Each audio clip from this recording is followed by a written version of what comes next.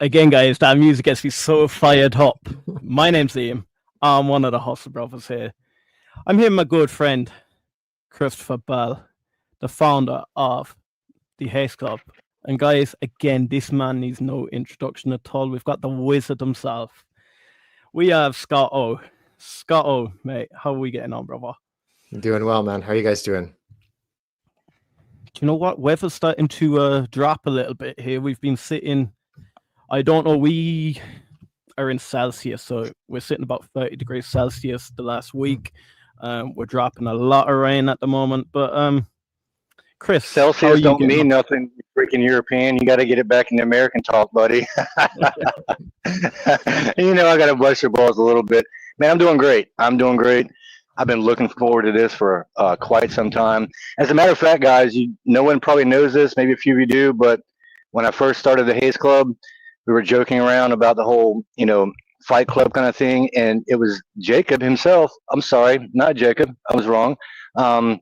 We have Jacob on later on this week. I'm looking at notes, so I apologize. It was actually Scott O that came up with the design for Haste Club. The same design you guys see on the screen. All credit to Scott O. So thanks again for that. Thanks again for sending it to me last week. But yeah, all credit to Scott, as well as a bunch of the numbers that I throw out there and I steal from Scott. So thanks again for those. But man, love having you on. This is going to be a lot of fun. Welcome. Thank you. Right, guys, this is going to be very, very different. You're used to seeing Scott for the wizard that he is, but we're here for more of get to know Scott. It's going to be a lot of fun. We're going to do it Haste Club style. We're going to find out about his investing journey in the likes of RKLB. We're going to touch on a bit of Redwire. Then if we get into it, we might look at a few articles. But guys, feel free. It's not every day you get to speak to Scott live. So feel free to jump into the comments and ask him a few questions. But Scott, I want to start off with, you are having a baby very, very soon, brother. Congratulations. I want to wish you luck with that. It's your second, is it? Second, yeah. So we got a little baby girl, 2.5 years old, and she's a bundle of fun, of course. And then, yeah, she's going to be a big sister right away. So we don't know the gender yet, but oh, you don't know gender yet? No, I'm kind of hoping for a boy, selfishly, just because I just she's like a little girly girl so far, which is great. But I kind of want like someone to play Lego or talk investing with. So hey man, real men have girls. Real men have girls. I've got two myself. I do have a son, but believe me, I was never challenged as much in life until my daughters came along. So yeah, good on you. I started off with a son, so made it a little bit easier. Girls can be a lot more difficult. But either way, man, congratulations, boy or girl. I'm sure you guys can be more than happy. And I know you're gonna be very busy coming up. I'm sure you haven't got a lot of sleep. So again, thanks for coming on. Before Liam jumps back in, something similar to what I asked Dave, but I'm sure it's a little bit different for you because you're more of a numbers guy, and I can only imagine the amount of time you put into not just your research, but the videos you put in. Because unlike us, you are quite a perfectionist. And as you'll get to know us, you're like, these guys don't care. They just go live and just go crazy. So when let's just say hypothetically, you're looking at a upcoming Haste or Electron launch, and you're going to go in and doing your numbers and your research. And again, pretend like you're talking to a small child or a dog or something, because there's a lot of new investors that are new to this, and some of it can be overwhelming. But when you're going into it, do you have like a quick checklist you go over? Is there something that you always go to? It doesn't have to be a website. It can just be just your own personal checklist. What is it that gets you in that mind frame, and what is it that you look for when you're doing your research when it comes to looking at the numbers? How do you go about doing it? Do you mean like in specific for a video, or just kind of like a general like a research approach? Just in general research approach. You wake up and you see something in the chat, you see something pop up on or YouTube or just in the news, and you go, I want to go look at that, because I guarantee you the way that you jump into it and the way you look at it is a lot different than a lot of other people out there. Because when I first met you, I was like, I don't like this guy, man. He's like a Rocket Lab bear. I don't know if he knows what he's talking about. And the more I read into it, what you were talking about, I was like, wow, this guy's really smart. I should really, really open my eyes up and pay more attention because I can be way too bullish. Guilty. I can be way too bullish, and I will ignore the things that my mind just forces me to ignore because I want to look at the best things. You came in and you're like, hey, I think we're missing this. I think we're missing that.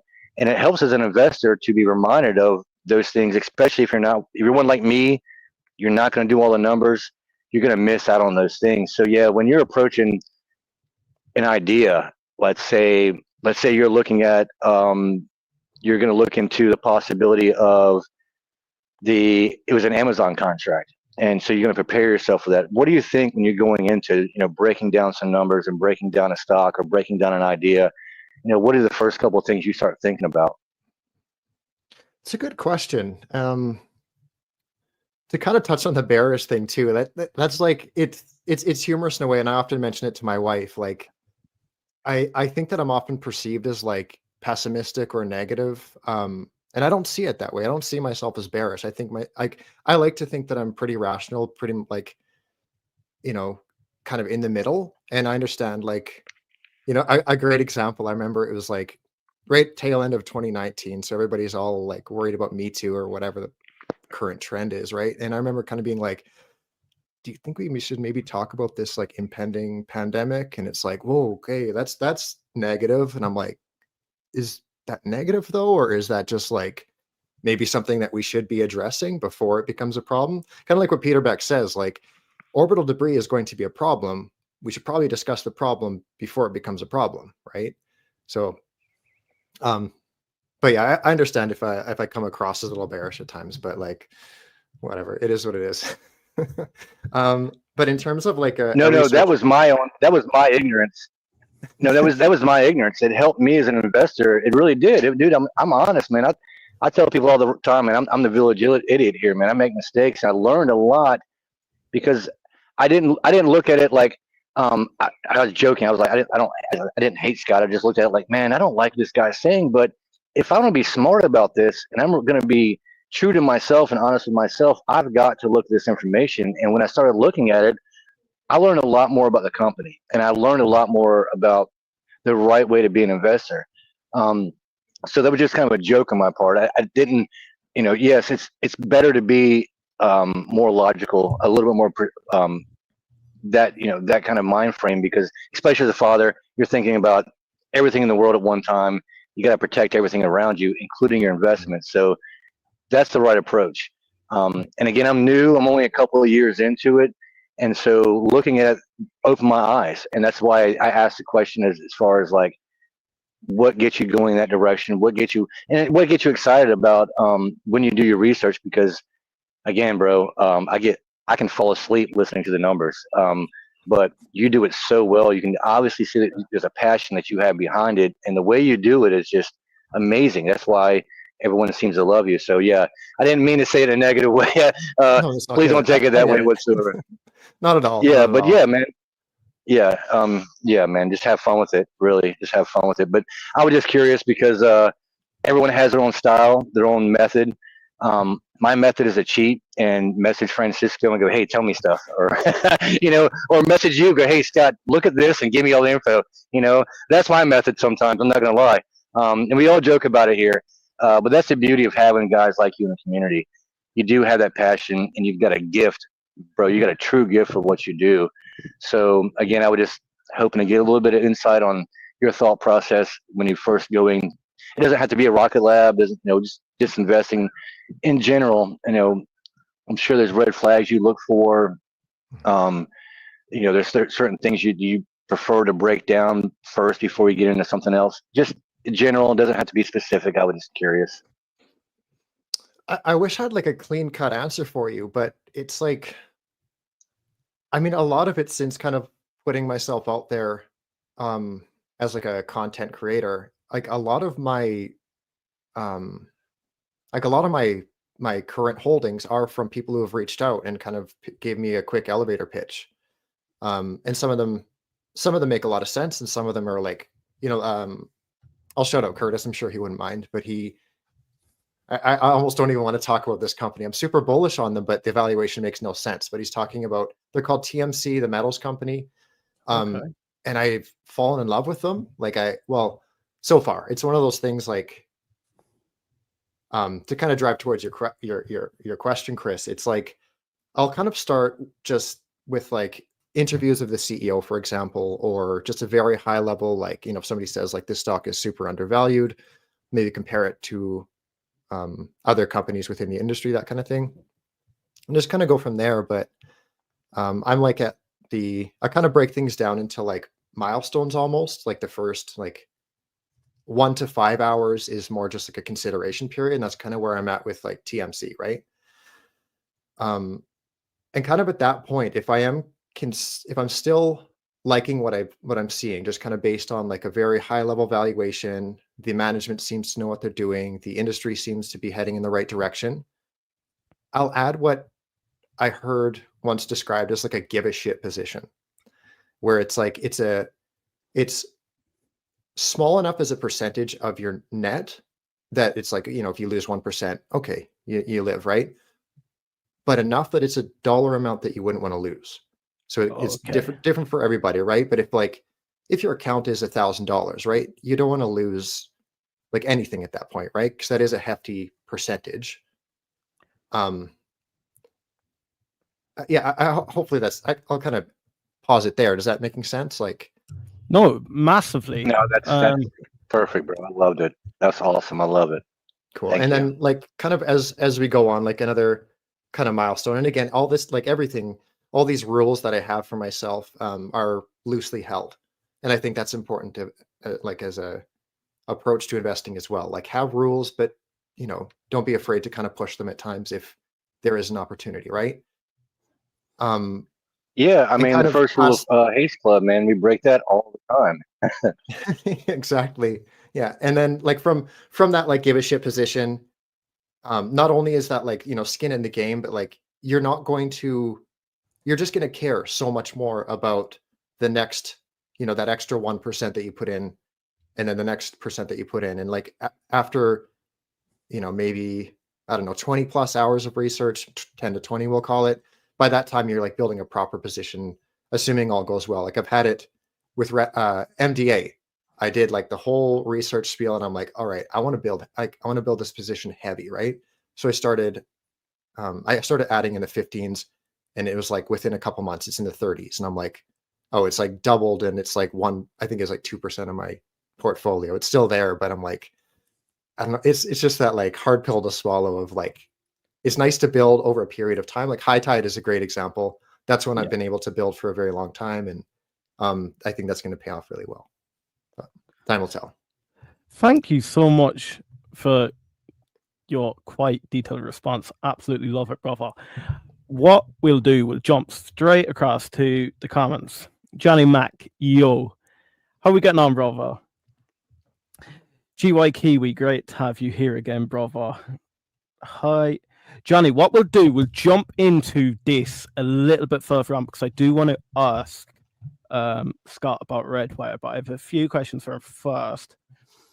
AK Willie, awesome, Scott. Oh, GY Kiwi, winter in New Zealand, -2 degrees this morning. Scott can help with the design for Chris's Haste tattoo. Have you heard about that? Johnny, I'm going to kill you, bro. I'm going to kill you, man. I love you, but man, I was waiting for that to come up. We're not going to get Scotto involved. We don't need any more pressure. It's not no, Johnny, man, man, you guys are killing me. I love it though. That's funny. Keep it going. Richard, let's go. Guys, if you follow me across from stream an hour ago with the VTOLs, if you haven't, make sure to subscribe to Scott O. Wait a minute, let me bring up, it's Scott O 2050. Guys, this guy actually makes numbers fun. And he's got a thing done. He doesn't. Scott, you got a YouTube channel, correct? Mm-hmm. Yeah. Yep, go ahead and plug that too. We've done a bad job plugging mine, but maybe we can plug yours and we'll get a better response. But yeah, you guys join.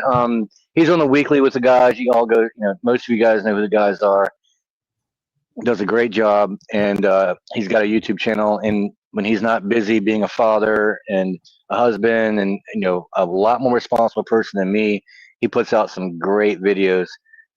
So whether you're a seasoned investor or you're a brand new investor, it's the kind of videos that I would highly recommend looking into before you go and start dropping, randomly just dropping money in the stock because Kramer told you or whoever. These are the kind of people we look to when it comes to, I wouldn't say actually coming to investing, but when it comes to getting the bottom line, getting the real information, seeing things before they actually really happen sometimes, and getting ahead of the curveball. And it helps having people like a Liam, like a Johnny. I'm still not getting the tattoo, but I still love you. And of course, like a Scotto, man. I'm gonna say it 10 times, dude, or more. Thanks so much for coming on. I've been looking forward to this for so long. We'll try not to bombard you with too many crazy questions, man. We're supposed to be here just sitting back, kicking back, having fun. And we do get the comments involved as much as possible. You guys are great. Thanks again for everything. But yeah, let's just keep going from there. So I really want to go back to the very start. We're going to go back to a younger version of Scott. Scott, what got you involved in investing? And sort of when did you get involved? How long have you been investing for? I've been investing for over a decade at this point. Okay. And long story short, I was broke in my 20s and decided no, I can't be like this anymore. Like rent was due in a few days, and it was just like I can't express the weight that I felt, and I was like, I'm never going to feel like this again. So I put myself through like a financial education course that I found on YouTube, and everything kind of trickled from there. I read a bunch more books on finance as well on top of that, and just have you a favorite book? I'd have to say there's one called, I think it's just called Invested by Danielle Town. And she wrote that. It's like I think I don't know, her father's involved as well. You might know the name Phil Town. He's an author as well. He's has some good books as well. I found those were super approachable in terms of like a new investor, just kind of how, like, what to look for. There's even like some formulas that I still rely on till this day of like the just kind of like the way that I calculate my certain parts of my valuation models are from those books, as well as many other books as well. So yeah. And then what got you involved in Rocket Lab? I guess the Elon Musk empire. As like I've been a Tesla investor since 2019, and at that time, you're kind of watching SpaceX on the side, like, oh, I wish I could invest in that. And then there was all the SPAC excitement in, what was it, 2021, and I invested in kind of like SpaceX Junior, which was Rocket Lab. Actually, I think if memory serves, I invested in Rocket Lab and Astra on the same day at $10 even. And I think they're both in their, I can't remember what Astra was, but Rocket Lab was VACQ at the time. I'm pretty sure. Yeah. So it seems like so long ago now. Getting old. So you got in early at VACQ. That's the same time I got in, and for the exact same reason. I learned the hard way that if you're going to invest in something, you invest in something that you're passionate about. And I say this a lot. I like chocolate, but I'm not passionate enough about chocolate to where I'm going to look up, reports and keep up with the daily of what Hershey's doing, because it just gets boring. Space is fun. And I was looking for something like that. I thought I had it in Virgin Galactic because I was stupid. I was an idiot. I thought Branson, he's successful. Why not? And I was brand new to investing. And Rocket Lab, kind of popped up. And again, we saw Dave G and Stock Trek Girl start putting out videos. So I got in early as well. And you said you got into Tesla. Do you see any, because I see some sort of similarities in the way that Rocket Lab runs their organization in terms of, hey, we take raw materials in one door and out the back door, we have everything from space systems to launch. You see that the same kind of thing with Tesla. Do you see that same kind of, correlation, that same similarity in the two of them? Yeah. Oh, absolutely. Yeah. I think like it's almost like it's almost perplexing why nobody has done the vertical integration till Tesla came along with that buzzword. Like when you look at like, picking on like ULA or whoever else, like ESA even, it's just NASA is a great example too. It's like too many cooks in the kitchen is only going to slow things down. And yeah, I don't know. You just see how efficiently Rocket Lab is able to operate, and it's like, unless you're mimicking that model, you're not going to be able to keep up, frankly. A big one I really want to ask is like, Peter Beck better than most of us here. He just seems like a very natural, down to earth guy. Do you see the similarities between him and Elon? I don't know. I mean, I've never talked to Elon, obviously, but I think it. I don't know. No, no. Like a quick answer is no. Like I don't like. I think that like, and I've read both of Elon Musk's biographies, and yeah, he definitely has a mean side to him. And I'm not even saying that like I understand that some people could look at him like he's a dick or like a rude person. But I mean, if his, and granted, there's going to be mixed feelings. Like everybody has mixed feelings. You bring up Elon Musk, and then you can't be neutral on him, right? He's one of those people you have to love or you have to hate. There's no in between allowed. But I'm like, if being a little bit mean from time to time gets you those results, like, okay, let him be mean, I guess. Like, but I don't see that at all with Peter Beck. I don't know if he like, and it's like, I don't know, maybe you don't need to be mean, but I don't know. He just seems like such a sweet guy, and like a little bit of like insider baseball here, but there was, when we were interviewing the one time, I can't remember what the question was, but I kind of like fumbled my words, and I was like, God, I look so stupid right now. But it was just completely like, oh yeah, like, and he just answered the question normal. Like it wasn't like, obviously he's not going to like be like, idiot, like you. Yeah, you've had a chance to actually interview the guy. So you do have a. Sorry, did you cut out there? I think we lost you there, Chris. What I'll do, I'll continue. Yeah, going on from that, like, I think, especially in this space, we can be our own worst enemy, our biggest critiques. And then I'm sort of jumping back to Scott O rather than Rocket Lab. You go very, very high level detail into some of your videos. Oh, bro, no. I think we've lost Krista. You go very high level detail into some of your videos. So I want to ask you on a personal note, how long would it take you to create the likes of a video? I know with the likes of myself, Reese, Chris, Dylan, we can pump out a video within the day, but we don't go into the level of detail you go into. And guys, if you haven't seen it, he does make numbers look very, very fun. But Scott, how long does it take you to create a video? Honestly, like part of me doesn't want to admit to it. It's like, it has to be like, I like just like when I approach a video, like on average, I'd say 20 hours is kind of what it, like, I find that if you take the minutes that the video ends up being, double that, but take the minutes and convert them into hours. That's kind of how long it takes. But that's like research, and like the editing is atrocious.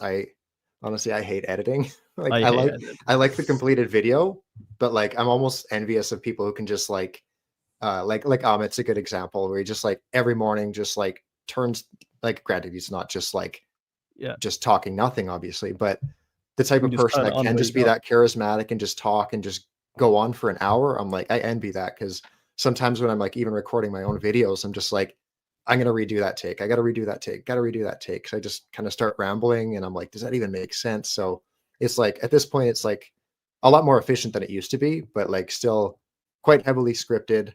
Some parts that I just kind of go off for, but the number stuff, it's like kind of as you're saying, like the number, like I'm glad that you guys perceive it as fun, but like that stuff, it's like has to be like perfect, right? Because like man, I made this one video. I think it was comparing SpaceX and Rocket Lab, and there's one part where I mixed up the numbers, and I'm like, if that number was wrong, then the entire rest of the video is wrong. So I had to scrub the entire thing after it had been posted. It was just, oh, it was devastating, man. No, I have mad respect for what you do, because people can be a lot more critical of you than they can of the likes of us. We are very opinion based, and look, it can get a lot of people talking, whereas the likes of numbers is either right or it's wrong. And if you make one mistake in the comments, can be a joyful place, but it can be a dangerous place too, a minefield.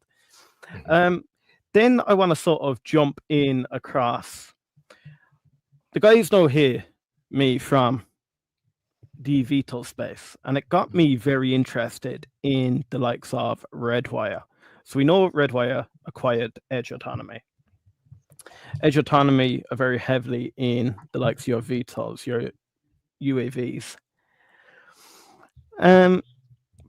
I'll be honest, I did put in a little bit of position into Redwire.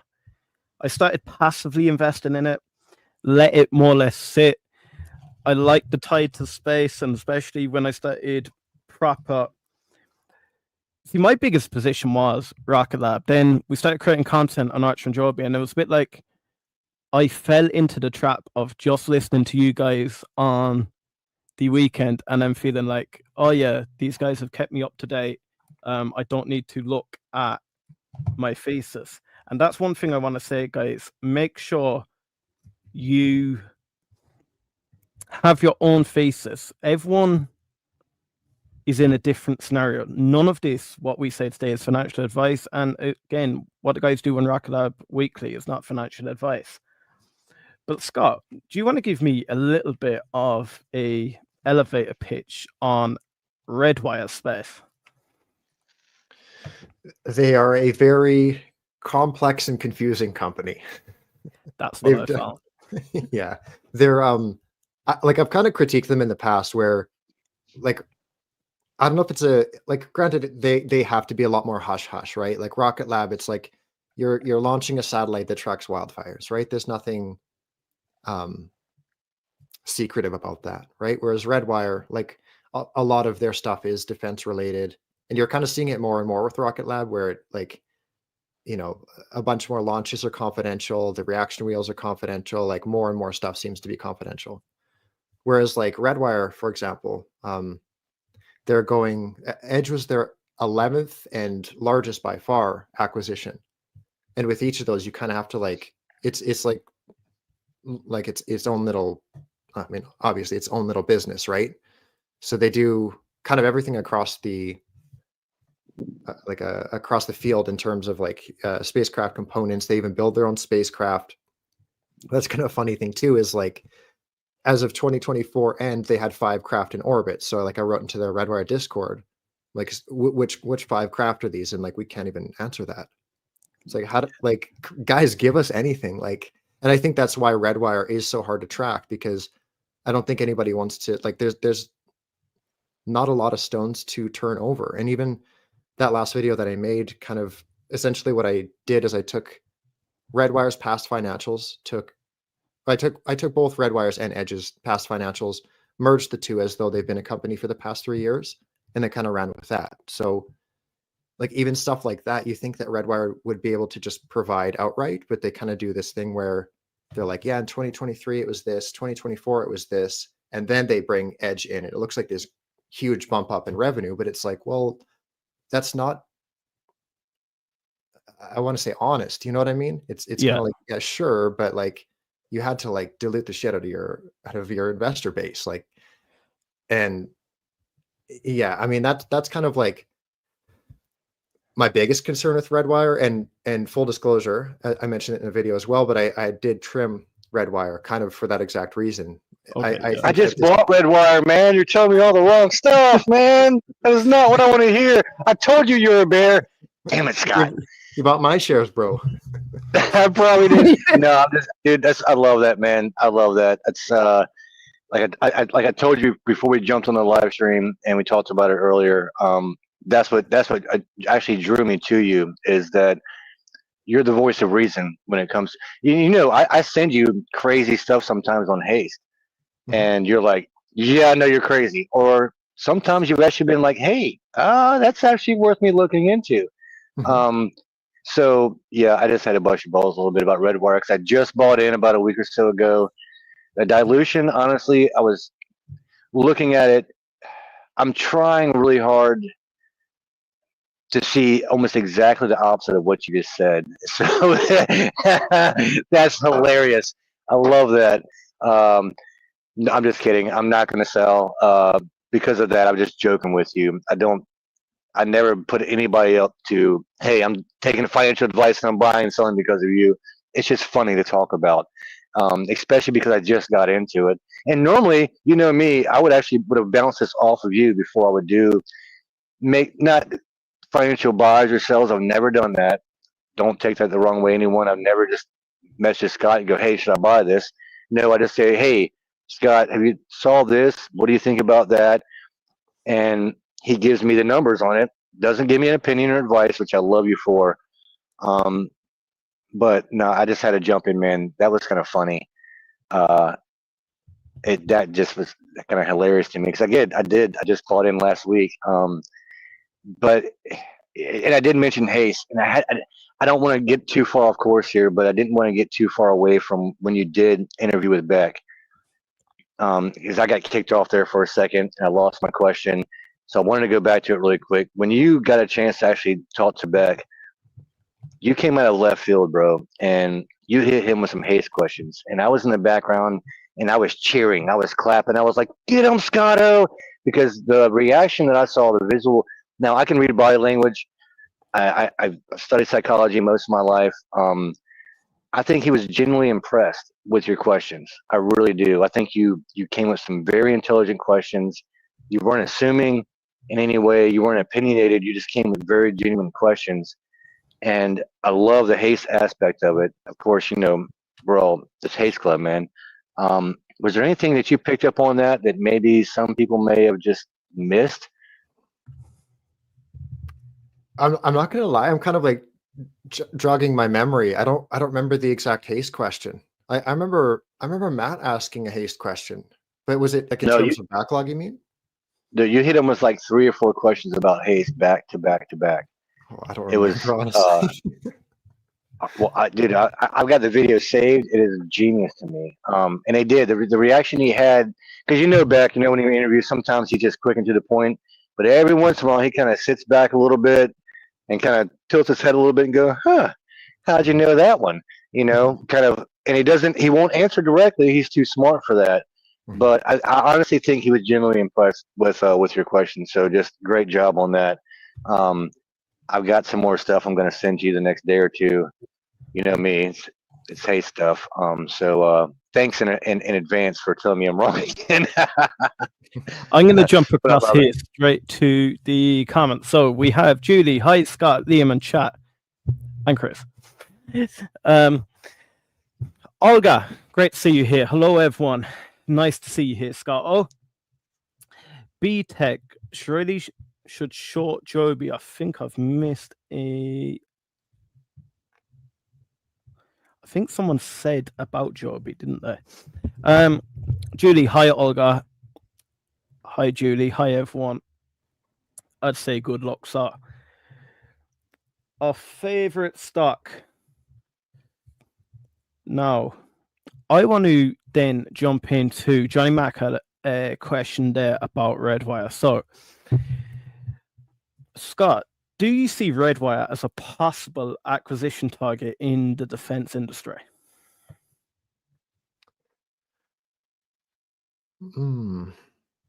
I don't think so.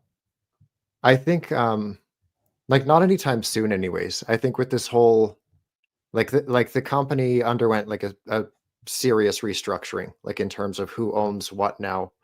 It's like 64% ownership by, I think AE is who comes out with the majority of that.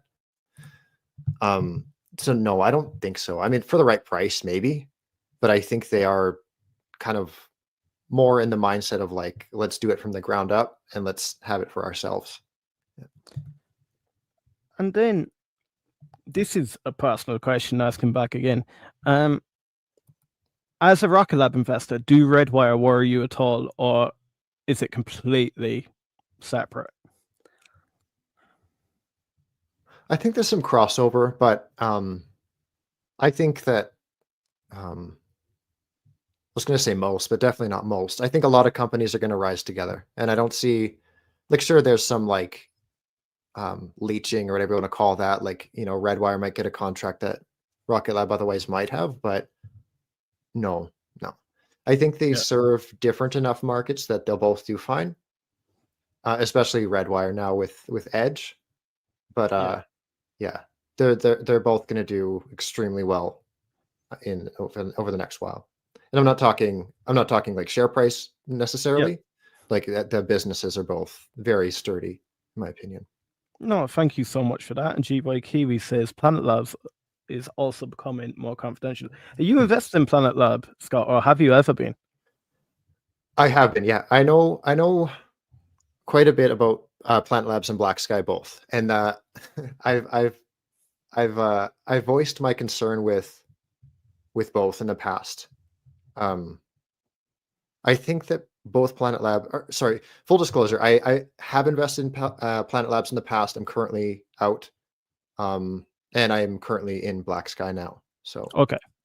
Do you want to give me an elevator pitch on BlackSky as well, because I haven't deep dived in? It's like a Planet Labs that's actually growing. Okay. I say that half joking. I don't want anybody to get too upset, but no, I don't know. More in terms of like valuation, I think they're both doing well, but like Planet Labs is, it's been a while since I've looked at them, but they're only guiding for like, I think 11% growth in 2025, and BlackSky is guiding for 30% growth. And yeah, man, I quietly, secretly, really, really like BlackSky. It's something I've never really talked about. I'm actually happy you guys brought it up. It's because of Rocket Lab, obviously. You know, I would have never heard of them if it wasn't for Rocket Lab. Mm-hmm. But as far as you look at some of the people, you know, even as like Congress and stuff like that, they're getting some decent attention from some of the bigger players. And I do like what I see, you know, what they're trying to establish long term. So yeah, I do appreciate that. That's a whole another rabbit hole we can easily get down. Mm-hmm. And then this could be to talk about there for sure. Yeah, this could be controversial to say. I didn't realize how controversial of a topic ASTS is in the ASTS Rocket Lab saga. Do you know what? I got involved in a little bit of misfire one day. I was liking people's posts, and then I seen, was it Matt and a few of the guys going back and forth on X. I was like, yo, is this what it's like, the ASTS and Rocket Lab space? Chris, that is something we would love to get involved in. Imagine us being bringing on someone to debate ASTS and Rocket Lab. That'd be unbelievable. But a full disclosure on ASTS, I gotta say this, ASTS, I was ignorant on the company, I'll admit. I was thinking very basic, as I always do, and I was like, that's just a satellite. How you got to have a launch company to get them up, and they're just racing up and racing up and racing up. And I finally broke down and started getting to the numbers, which you guys know I really hate doing. I've been very impressed. I got to admit, I've been very impressed, and I don't understand the kind of bickering that goes on between Rocket Lab. It's a bit too much for a cult, if you ask me. I love Rocket Lab. You guys know I'm a big bull, but when it comes to space, I really want everyone to succeed. Even Bezos' big penis rocket, I want it going up as often as possible. No pun intended, Jacob. I love you, bro. But, you know, I want them all to succeed because rising tides lift all boats. it's important that we look at, the things that might not make them succeed and go off of that. But, I like most of the ASTS people. We try to get a certain guy on that most of us know. I'm not even going to mention his name. We're going to keep him private. I respect his privacy. Respect the fact he's not coming on because he just had a brand new child himself. So as a father, I respect that. But if any of you guys, on the ASTS side want to come on, have a friendly debate, give us a pitch, come on, please. This is open forum. It's free world. We're laid back here. We don't take things too serious. So you're not going to get this big argument or nothing like that. I'm sure a lot of you guys are thinking we're going to have Scott O on here and we're going to go, hey, Scott, give us the numbers on this and give us these numbers and give us these numbers. This guy deals with that every day. We went on to have fun, maybe sneak in a few numbers, of course. And I even had the idea, Scott, and I know it's going to be hard for you, but when it comes to the numbers time, there's no better time than right before earnings. Mm-hmm. And that's when we can deep dive, man, get really serious, peel back all the different layers, and love to have you on again. I know it's going to be difficult for you moving forward, but I'm already having a lot of fun, so I'm already going to want to invite you on. We still have a lot more to cover, but I'm going to thank you all for this whole podcast. Dude. This is great. This is so much fun. Sweet. Then, Scott, I want to get into ASTS. Is that one you've ever invested in? Have you ever looked at it? What's your thoughts on them? No, I'm, it's not that how do I put it? I've just never invested. Like I've spoken to a few people now that, I've like kind of opened my eyes to it, but it's still just like, I guess it's one of those things. I know I'm going to like step on toes here, but it's like, I think what I'm about to say is completely irrational. Mate. I'd be careful. Like it's one of those things. It's okay if your company is pre-revenue or just eking out a bit of revenue. It's okay, guys. But like some people don't want to invest in that, and that's okay. Like full disclosure, I do have a play similar to that in that they were like building the factory and revenues coming in now. It's that EOS Energy. But I would, how do I say? I would, if I were to buy into ASTS, it would be a very small amount. It would be like borderline like speculation allocation in the portfolio. Like I have like a maybe 5 to 10% that is like not gambles, but like educated gambles. You know what I mean? Like stuff. Did you just mention, bro? Did you just mention EOS Energy? Is that what you just said? Sure. Did you just really say? Man, I've got to hit you up. I got to hit you up. I know you're busy, but wow. Good or bad? Good. I definitely need to hit you up. Okay. Yeah, that's just awesome. It's crazy. You've already BlackSky and EOS. How have we not talked about this off screen? Sorry, didn't mean to jump in there, but you got me thinking. I'll be messaging you very, very soon. That's really cool. Sounds good. And then talking about like portfolio allocation, we say here, like, look, I'm not asking about the amount of shares you have. I couldn't care whether you have 1 share, 1 million shares. Value everyone's opinion. But I asked Dave the same question. We seem to have a lot of guests come on that are very highly consolidated in Rocket Lab, where you'd get like 90%, 100% their portfolio. Dave G said he was around 30%. Did we hear, Chris? No, you don't have to answer this question, but what kind of percentage would Rocket Lab sit in your portfolio? I'm just looking now. I think it's like 15, 20-ish. Jesus Christ, Chris, what are we doing, bro? That makes a lot of sense. I mean, we know Scott. He is going to be diversified. He's a lot smarter when it comes to investing than the likes of me and a lot of other people. Up until last week, I was 100% into Rocket Lab, only because I'm poor and I can't afford to diversify just yet, and I don't want to miss out on, if I'm going to invest in anything, and I've got 30 or 40 bucks sitting around, or if I go, pull an extra job, that's where it's going to go. But I did jump into Redwire last week, so coming Monday, I'll be 100% back into Rocket Lab again because Scott, I just screwed the whole thesis up. Dude, I'm teasing you. I'm teasing you. But no, I'm following line. I do want to. I'm going to continue to diversify. The 15% actually makes a lot of sense. I would not have expected much less from you, brother. And this is a very selfish question as well, but I couldn't not ask this one. What would then be would they be your highest percentage in your portfolio, or what stock are you most convinced then? I think it would be I'm just kind of skimming right now. It looks like they kind of move around on the day, right? But Yeah. Tesla, Rocket Lab, High Tide, they're all tied right around 15%. Okay, yeah. And I think that's all for like the larger ones, and then like the kind of next tier down, like the 10% range is like Redwire, BlackSky, EOS Energy, and then kind of getting under there's like a few more like very small, like some are like 1 or 2%. And do you invest in any ETFs index funds? Yeah, like barely though. Like all in all, like the ETFs or the index funds probably make up like not even 5%. Okay, yeah.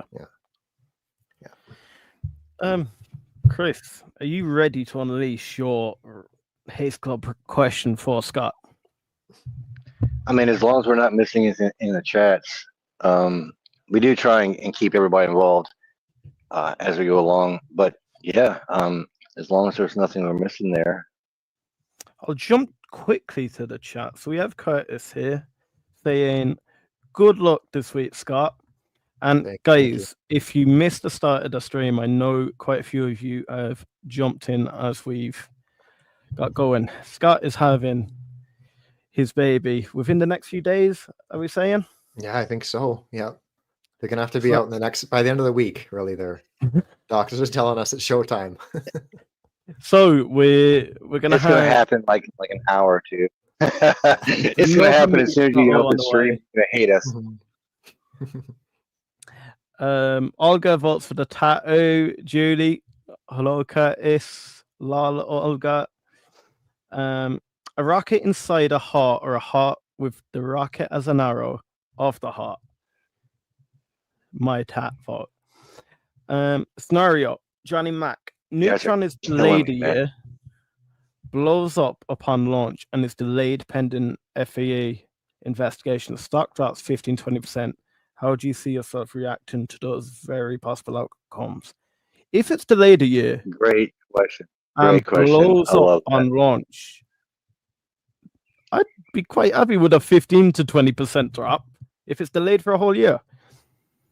I think it'll drop a lot further than where it is now, because I don't know. That's just going off opinion. But what do you think? Yeah, Scott. Yeah, dude. I blamed you for the bear case earlier. In all due respect, I didn't mean it to be seem so that way. But since we put that label on you, if there was that sort of bear case, just basically glancing over the numbers, do you see a 15% drop? Would you see something more if it was delayed a year, 6 months, or whatever? What would you look at as far as that bear case possibility? I don't know, man. Like, nothing would really surprise me with Rocket Lab in terms of share price. But like it would have to fall quite a bit from where it is for me to start buying again. And that's just frankly, I just see better opportunities than Rocket Lab with I think its price to sales is like 30 or something, which is like, could go a lot higher. Like, you look at Palantir, I don't even know what their price to sales is, but it's higher than 30. But there's, there are better opportunities in my mind, but I don't know. There's just something about Rocket Lab that seems, I don't know, future proven, I guess. Strange way to put it, but yeah, it's not the best deal. I don't know. It's like anything in life, though. It's like you pay for quality, you're going to get quality. You know what I mean? Yeah. Because at the end of the day, like shopping for stocks is like, I mean, kind of like shopping for anything, like clothes. If you buy the cheap sweater, you're going to need to buy another cheap sweater because it's probably not durable. You know what I mean? Just buy the expensive sweater, buy the nice one. It's going to last you a lot longer, probably. Yeah. No, I love that.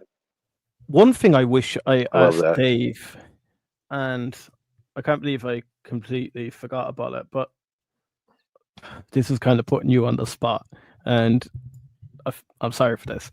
But what would your like ideal price target be in, say, the next, I don't know, what do you want to say, 2030 or say 5 years time? I don't know. I mean, yeah, I don't know. It's hard to say, but like it's That's a funny. bit of a mean question. Do you want me to come back to you on it? I'm going to sound so bearish, but like just like the number that comes to mind is like, I don't know, $50 by the end of the decade. But then, you see people online now, it's like it's going to $50 by the end of the year when Neutron launches first, and I'm like, yeah, maybe. I don't know. Yeah. Who knows? I don't know. Nah, that's one thing, guys. Again, if you came across on the eVTOL or you've just jumped into this stream, RKLB side, if you're investing in RKLB, you probably know who Scott O is. But if you've come across on the eVTOL side and you're learning about RKLB now, Scott O 2050, make sure to follow him on YouTube. Bang that subscribe button. He does make numbers a lot more fun. He is the voice of reason. Sometimes when but he's there during the good and the bad days. Sometimes on them negative days when you think everything's going wrong, just jump into one of Scott's videos. It does cheer you up a bit, because I know Chris can say originally thought he was bearish, but then during the negative times, they can actually look quite bullish. So, guys, make sure to check them out. Also, guys, I've been asking you for the last week. You have to jump across to the Haste Club. Subscribe to Chris's channel. We need him to go live with me, please. Right. So Peter Beck is totally different from Elon. New Zealand being small, we grow up with innovative people. I don't think there's a company even close to doing what Peter Beck is doing, other than obviously SpaceX. Yes, Peter Beck is the best. We've covered that. RSW was drones. DJI is not allowed anymore. Is this true? Do you know what? I did hear about DJI, but we'll cover that on eVTOL Weekly, to be honest. The money in space comes from revenue streams from satellite constellations. Jackies, I hold RKLB Redwire, or RBLK Redwire and RKLB, by which I had more ASTS. Neutron. He's right. He's right. He's right to a degree. I'm just going to say he's right to a degree. As far as revenue in space, it will come from satellites, but don't forget about the big freaking Golden Dome and space defense, and look at where close to 80% of what Rocket Lab is going to bring in as far as revenue over the next 3 years plus is defense. There's a lot of money up there. The U.S. spends an amazing amount of money just in defense, and over the next 3 to 5 years, they're going to be ramping that up. That's not a question. You guys know me. I usually just joke around. That's a fact. I can guarantee that what they're investing this year is going to be more next year and then the year after that. Politics aside, like Trump aside, whatever you like, defense aside, we don't have any control over that, but that's where the money's going to go. So there is a lot more money out there than just satellites. No offense, you're right. There's a lot of money in satellites. I did miss out on the potential in ASTS. I'm going to do more research in it, but what Rocket Lab is doing right now is putting them in a position that, much like Tesla, they're having to dilute shares, put a lot of extra time, a lot of extra research, acquiring other companies, because they're building a foundation for something that's going to last a lot longer, and it's going to continue to grow. Whether it's a $50 share 5 or 10 years from now, that's very debatable, but you're looking at a company that is going to be servicing both defense, and as the commercial side grows, they're already set up for that. So yeah, again, love the comments, but I had to jump in there and just kind of correct that just a little bit. No offense, but a lot of money in space defense, man. A lot of money. And then Jackie's Neutron will happen long before Robotaxi. Olga believes there'll be $50 this summer before Neutron. RW says software application attitude adjustments for lunar landings, etc.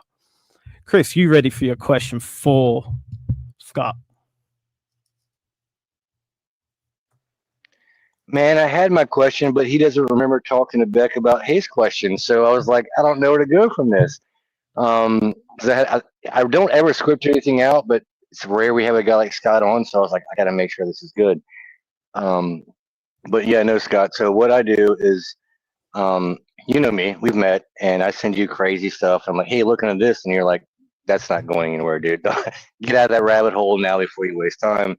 But every once in a while, I'll send you something, and you turn it into a whole lot more that I would have never seen. So thank you for that. But it's a tradition here. Whenever you're a brand new guest, we always ask people when they first come on. Again, you don't need to bring numbers or receipts, but I want you to just kind of have fun with this and be super bullish, and give us something like whether it's, I think Neutron is going to be successful with its first launch and have satellites on it, or I think Haste is going to grow into a multi-bazillion-dollar company. Just whatever your craziest thesis, your craziest bullish attitude is, and it doesn't have to be about Rocket Lab. It could be SpaceX. It could be, well, God forbid, ULA. But when you're not sitting there doing the numbers and you're just dreaming and having fun, what are you thinking about? What direction do you want to see? Again, best case scenario. Oh man, that's a good question. I'll kind of tie it in there. So there was a comment about where was that, about Robotaxi. I thought that was kind of funny because I'll bring it up. Yeah, he mentions that Neutron will happen long before Robotaxi. Well, Robotaxi just launched, and I mean, you can make the argument like, sure, it's like a geofenced area currently, but give it a year, and we can readdress that. But that's been kind of my thesis with Tesla, though. Through the whole period, where it's been a lot of fun too, because I think so many people have been so hung up on the production and delivery numbers that it gave me a great opportunity to build that position over a good period of time, right? And there was even one point, I think I can't remember, I think it was 2021, maybe 2022, whenever it was, that Tesla went from like $1 trillion market cap down to like $100 a share, where I was just kind of like, I think I was, not including cash, I was all in. I think it was the only stock that I held at that period. But that's kind of what's exciting to me. I'm just kind of, and that's just one thing. There's so much that I'm excited about for the future, but just that. No, that's awesome. Normally, I don't have a follow-up question to that, because you mentioned Tesla. My dad's actually really big into Tesla and just getting into Rocket Lab, but do you see, so what, for me, the delivery numbers of cars and everything, that's great. But the thing I think I see about Tesla, not even think about the robots, but the energy side, I think that's very, very underrated and overlooked. And we only see that during the earnings call. Do you see that same kind of correlation? You see something there that I think the majority of people that are either invested or not, whether they like it or hate Tesla, they just kind of just ignore that. Do you see the same thing there with the energy side? Yeah, no, definitely. And like, I think by nature, I'm somewhat of a contrarian, not like I try not to be pesky about it, but like, for example, with Rocket Lab, like, I've always been really hung up on electron recoveries or the reaction wheels or the kind of not so obvious parts. And kind of like what we're talking about with Tesla, where I think everybody's looking at like the production and delivery, but it's like, okay, what about the autonomous driving? What about the robots? What about the energy, right? And same thing with Rocket Lab, because there's going to be a rainy day where you're going to get the production and delivery, and it's going to be poor numbers, and everybody's like, oh, what's happening? We're kind of in a frenzy, but it's like, okay, but let's readdress, like, let's talk about the energy again. Let's talk about the robots. Let's talk about all these revenue streams, right? And similarly with Rocket Lab, like, there's going to be the day, like, and honestly, okay, so here's kind of like, I know Chris asked for like a bullish take, but like, devil's advocate here. At the end of the year, Neutron's going to launch. And the market might get really excited for that, sure. But like when they realize that that's going to generate $0 and that the next launch is in 6 months, maybe longer. Yeah. And that's like best case, right? Maybe they have a Starship moment where they blow up the entire pad. Yeah. Like that. Okay, there's dilution, right? So like anything can happen. And it's going to be in those moments where it's like, okay, but like, let's circle back to the reaction wheels. Let's circle back to the electron. Like, and it's a understandable critique that I hear, that it's like I get so caught up in the numbers, but like during those moments where it's almost like an inverse, where it's like if everybody's trying to be super bullish and I'm like in the middle, it's like, well, you're bearish, but it's like, okay, but when you flip that around, when everybody's going to be bearish, I'll be like, okay, but hold on. Yeah, Neutron's on the ground for a few months, but let's talk about the other like enormity of Rocket Lab, right? And I think that's when it becomes more valuable, I think. Thank you so much for such a detailed response. And then, guys, you know me, I love space. I asked Dave G, would he rather go up in a rocket to the moon or down the submarine, deep ocean? I've got a question for Scott. Scott, would you rather be the first man on Mars or the last man on Earth?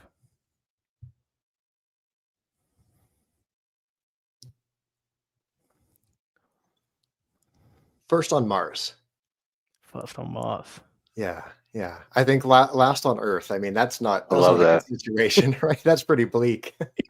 With Mars, it's like, I don't know, even if you're dying up there, even, everyone in your crew didn't make it or whatever, at least it's like, shit, we did it. This is okay, Your name's in the history books. Yeah. Do you guys watch The Martian? Yeah. I love that. My wife hates it. She always rips on me for it, but I'm like, it's the best movie. Eating the potatoes. Oh, mate. I'm the exact opposite. Are you? I'm the exact opposite. Hey, I don't want to get on I don't even want to climb a ladder. So going to Mars is crazy. But if no one's here on Earth, I can just go down to Norfolk Naval Weapons Station and get on the aircraft carrier and drive around. I mean, that'd be a blast. It could bore him very quickly, though, wouldn't it?